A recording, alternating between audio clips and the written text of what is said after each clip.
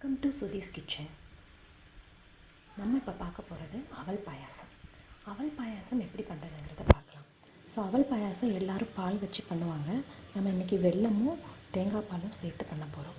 எப்படி பண்ணுறான்னு பார்க்கலாம். ஃபஸ்ட்டு ஒரு கடாயில் கொஞ்சமாக நெய் விட்டுக்கோங்க.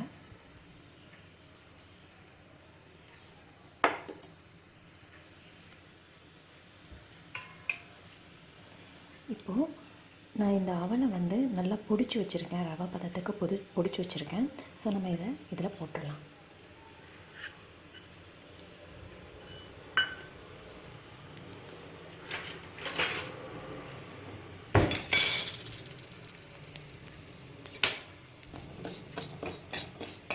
இதை நல்லா வறுத்துக்கலாம்.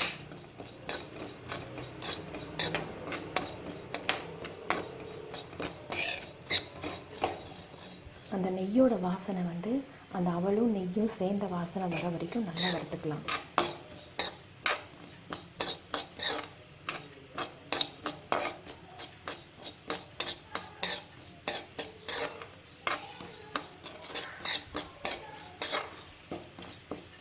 இப்போ பார்த்திங்கன்னா அந்த ரவை பதத்தில் தனித்தனியாக அவல் எல்லாமே அந்த தனித்தனியாக தெரிய ஆரம்பிக்குது. இப்போது இதில் நம்ம எடுத்து வச்சுருக்கிற ரெண்டாவது தேங்காய் பால் ஊற்றிக்கலாம். ஸோ இது முதல் தேங்காய் பால், இது ஒரு திக்கான தேங்காய் பால்.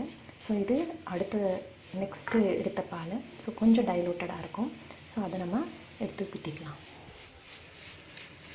ஸோ இதை ஊற்றும்போது இன்னொரு விஷயம், ஃப்ளேமை ரொம்ப லோவில் வச்சுக்கணும். இல்லைனா இந்த பால் கொஞ்சம் குறையும்.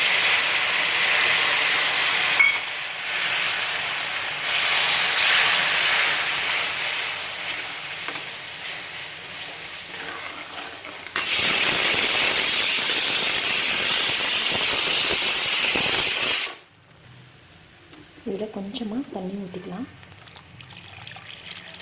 அவல் வேணால் கெட்டிப்பட்டுரும், அதனால் கொஞ்சம் தண்ணி ஊற்றுறேன்.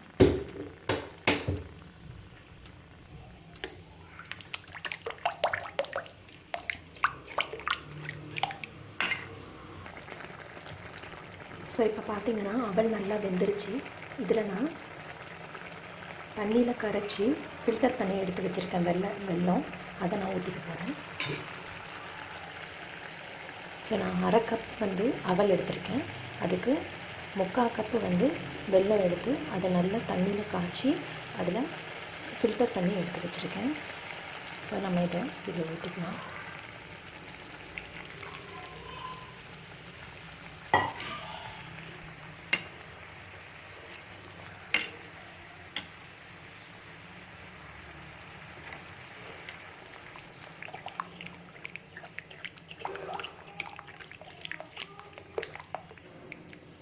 பார்த்திங்கனாலே தெரியும், வெல்லம் ஊற்றுனதுக்கப்புறம் அதனுடைய நிறமே மாறிடுச்சு. ஸோ இப்போ பார்த்திங்கன்னா இந்த அவல் நல்லா வெந்துருச்சு. இப்போது நம்ம அடுப்பை ரொம்ப சிம்மில் வச்சுட்டு இந்த திக்கான தேங்காய் பாலை ஊற்ற போகிறோம்.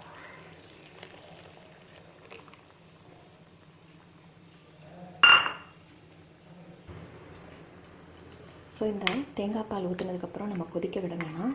ஒரு லேசாக ஒரு கொதி வந்தாலே போதும், இறக்கிடலாம். நல்லா கலந்து விட்டுக்கோங்க. அப்போ தான் அந்த தேங்காய் பாலோட ஃப்ளேவர் பாயாசம் ஃபுல்லாக இறங்கும்.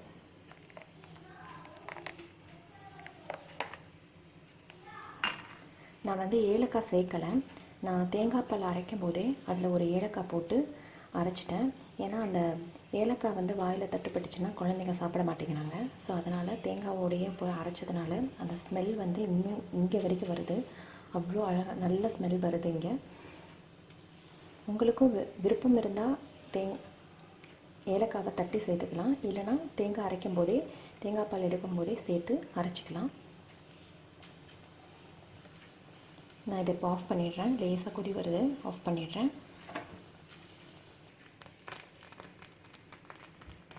இப்போது இன்னொரு தாளிக்கிற கரண்டியில் நான் நெய் ஊற்றிட்டு இங்கே கொஞ்சமாக தேங்காய்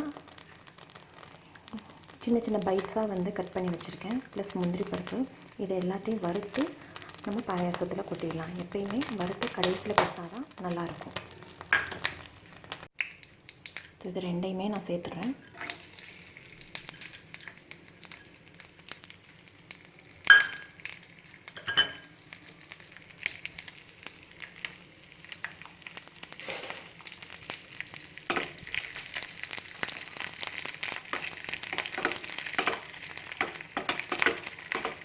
நல்லா வறுத்துட்டு கொஞ்சம் ஆறுனதுக்கப்புறமா நம்ம பாயசத்தில் சேர்க்கலாம். ஏன்னா சூடாக இருக்கும்போதே சேர்த்தோம் அப்படின்னா அந்த தேங்காய் பால் வந்து புரிஞ்சிடும். ஸோ லேசாக ஆறட்டும். ஆறுனதுக்கப்புறமா நம்ம சேர்த்துக்கணும். இதை நம்ம ஆஃப் பண்ணிடலாம். கொஞ்சம் ஆறுனதுக்கப்புறம் பாயாசத்தில் சேர்த்துட்டு எப்படி இருக்குன்னு பார்க்கலாம்.